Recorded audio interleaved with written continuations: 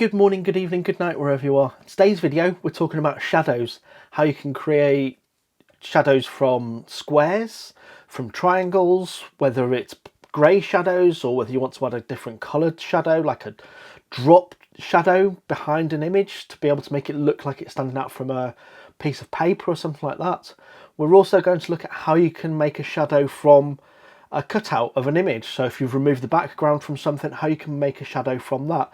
So let's dive into Canva and I'll have a look and give you some examples first of what we're going to create. So make sure you stick around because it's going to be a good video and we're going to show you many different ways of how you can create shadows.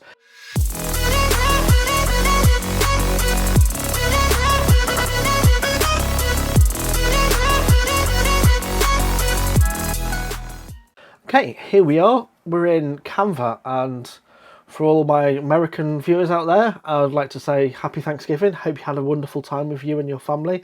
I know there's a lot going on in the world right now, but happy Thanksgiving. And what I wanted to do was, this is a template. So I just came into templates. Let me just give you an example of what this originally looked like before I put a shadow behind it. So if I take the shadow off there, it's just that. And in fact, the actual template was just that. But what we've been able to do is we've been able to put a drop shadow behind it. We can also make that a different colour drop shadow if we wanted to. Or we can make it look like it's peeling off the page. The other option we've got is we've made this person, instead of it looking like he's actually running outdoors, we've made it look like he's actually running against the backdrop by adding a shadow on there. And this might not be the best example of this, but it'll give you a good idea as to how you can create that drop shadow behind someone or something if that's what you want to do. It's great for things like posters to make, you know, food pop out and things like that. So those are the three things or four things that we're going to show you today. The first one is going to be just a basic shadow. So what we're going to want to do is we're going to want to create a new page, and then in this page we're going to come down to elements and we're just going to create a square. Now you might be thinking like, well, that's not a shadow, Darren.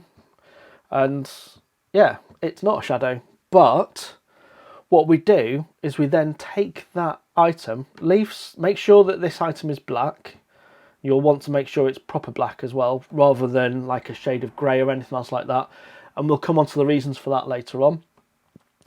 So if we put the black square in the middle, as we have done here, we'd then come down to download and export that.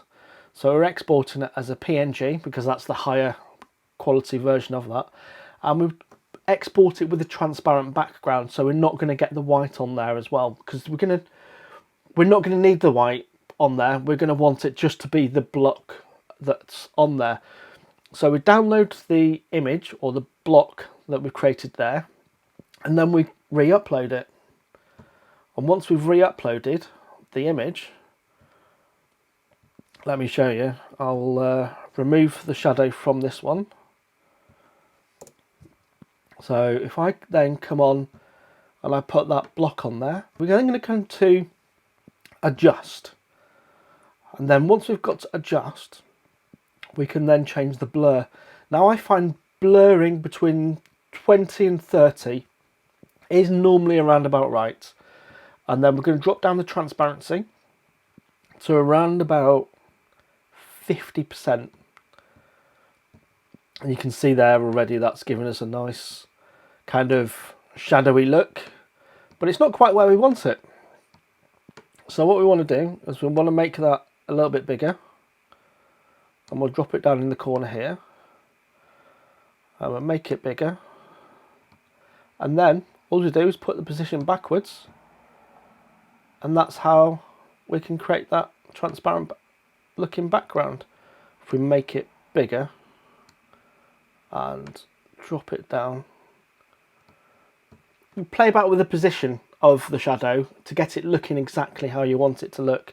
But that's how you can make it look so it looks like the light source is coming from the top right hand corner up here, and that's casting the shadow down in the bottom left hand corner here. If you want to make it look like it's just popping out off the page, so you want a shadow all the way around, you can do that. You just make it a little bit bigger so that it pops out of the background like that. Now, how do we make it look like different corners are popping up? And this is the one that I really liked figuring out. And it's to create a shape that's similar to this. Now, this is actually made up of 3 different shapes. So it's a square, and then it's a couple of triangles that I've manipulated. So we're going to come over to, well, I'll show you exactly how we're going to create this. So we're going to come over to Elements, come to our square again. We make that an oblong so that we've got the basis for that. And again, come down to make sure that that's black. Next thing we're going to want to do is want to come down to all the different shapes. Now, you might think, well, the triangle's great. I can just pop that in there. But we can't make it small enough, and it doesn't quite work with the corners coming off, and it looks a bit too uniform. We can't manipulate the shape the way that we want it. So if you come down to all the shapes, there's this other one here, which is a right angle triangle, that actually allows us to stretch and squash the shape a little bit more, and we can rotate that around. So we're going to want to try and make sure that these edges line up there. If they don't quite line up, you just highlight it and you can just tab across using the arrow keys. Again, make sure that it's black, and you might want to just tab in there, tab that across,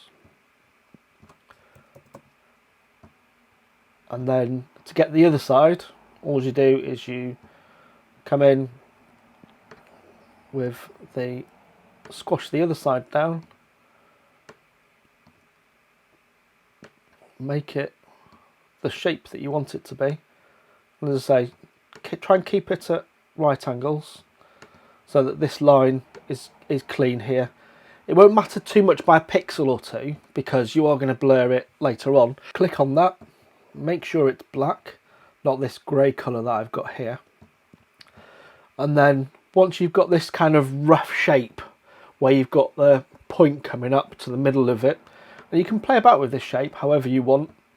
It's just kind of giving that idea. It's just having those corners kind of extend down. Next thing we're going to want to do is we'd only want one shape on here. So if it was going to be this shape, we'd come to our download, the same way as we did before with the straight square. Come to the download, make sure it's got the transparent background on there. Download that with a transparent background, and then once we've downloaded that, we just re-upload the actual image. So you'll see if I come over to this one that I prepared for you before, and if I just make that a little bit smaller in the background, you can see here all I've done is, let's start that again. Okay, so you'll see if I get rid of the shadow there, I've just come to my upload. This is the upload that I've done. So I just come to my upload, just crop it in a little bit. You want to make sure it's got room around the edge of the shape in order to blur, because if you don't leave the room, it's going to look like your shadow's got a kind of been cut off a little bit. So just come down there and you just drag that out a little bit, that side, drag that out a little bit, that side, make it a little bit, oops, sorry, make this fit. Why is it not doing that? I know what I need to do. Just drag up there, a little bit like that, and then you just come to the adjustment, You blur it between 20 and 30%, drop down the transparency, as I say, to around about 50%, and then move the position backwards, and then that will give you your shadow. And you can play about with the shadow. Once you've got it as a shadow, it's sometimes easy to, you know, see what works. So I generally, what I'll do is I'll come in, I'll adjust it so that it's between 20 and 30% on the blur side, drop down the transparency to around about 50%, and then position that accordingly so that we've got the correct looking blur.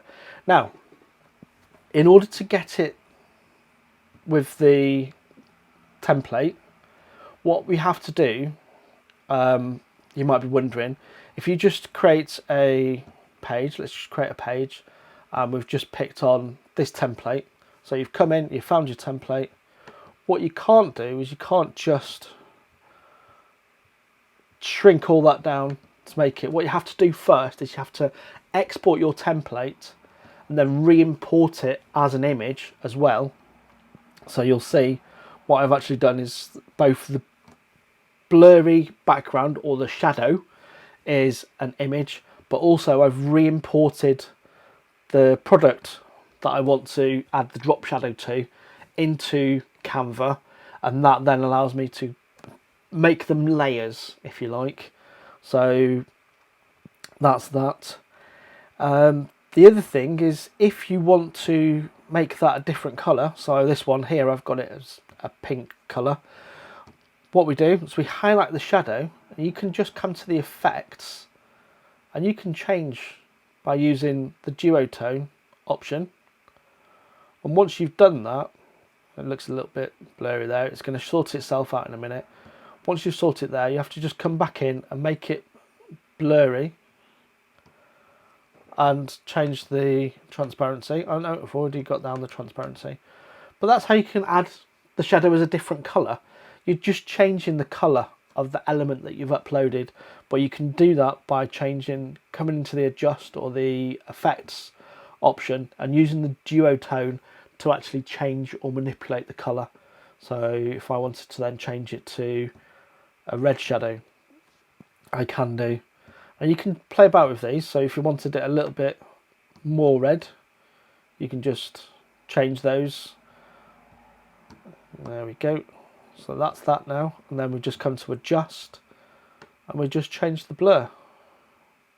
Again, between 20 and 30% works on the blur side, and on the transparency side between 40 and 50%. And it just gives it that kind of look and feel that you want. Now, the other one, and the final one that we're looking at, is how to add the shadow of this person. And you might be thinking like, wow, that's simple. All we do is we export it, create the image, and then layer it. But let's have a look. I don't want that as a pale background. What we want to do is that. So if I come in now, if I add on here, so this is my image of the person that I want to create a shadow behind.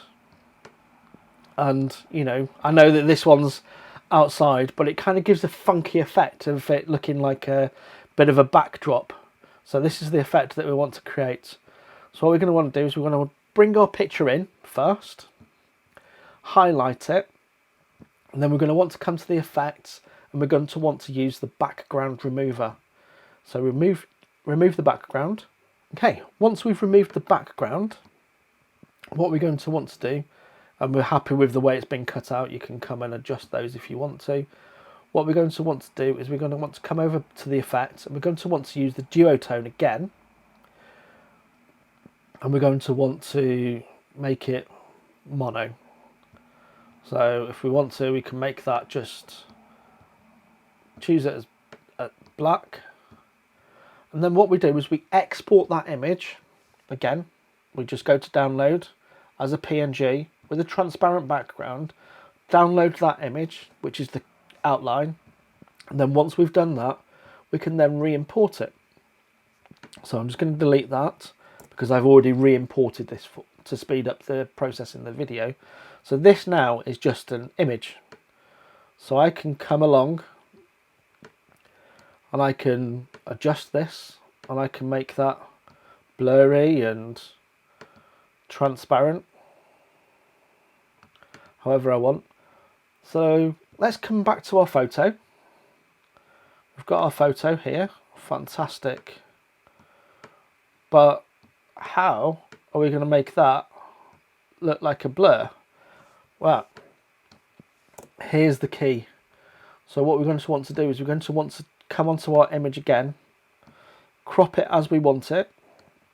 I'm going to crop it probably around about like this, just for the ease of the video here.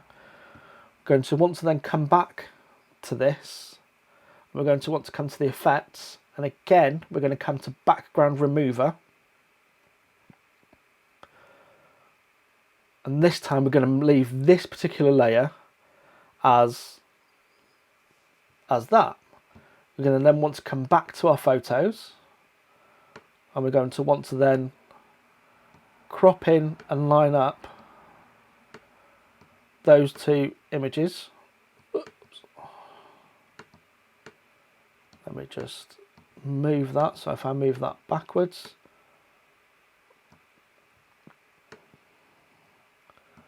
what we're going to want to do is we're going to need to measure these up so that they look the same size. Okay, that's good enough for the video for now. Now what we're going to have to do is we're going to have to come back to our uploads, choose our shadow, again make that the same size that you want it to be for the person, and then come to our adjust, go to blur, again between 20 and 30%, let's go for 29. We're going to want to drop that down to around about 50%, and then all we do is we put the shadow, we're moving that backwards behind, so that you can see, and I'll show you, it's easier on this one that you can see. So what we've got is we've got the cutout of the person, we've got our shadow, and we've got our original image. So that's where you're having to create those three layers, and you can move the shadow around. Oops. So the cutout of the person that you're wanting to create the shadow from needs to be on top of the shadow, and the shadow then needs to be on top of the actual original image. I'm just going to take a drink. Really dry throat today.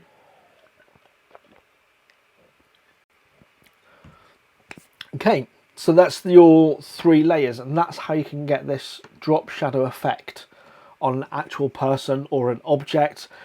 If you can remove the background from the image, which is a pro feature, if you've not got pro, I'll put a link down to my affiliate link below that gives you a 45-day free trial of using the background removal tool. Also, you'll need pro in order to be able to export the image with a transparent background. So this is a pro tutorial for Canva. And yeah, I think that's everything. So what we've covered off, just recap that there for you.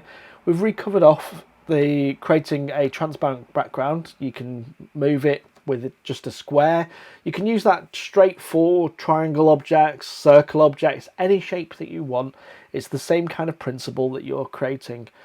We then covered off how to create a coloured blurry background, and we've also covered off how to create this kind of peeled up at the bottom kind of effect.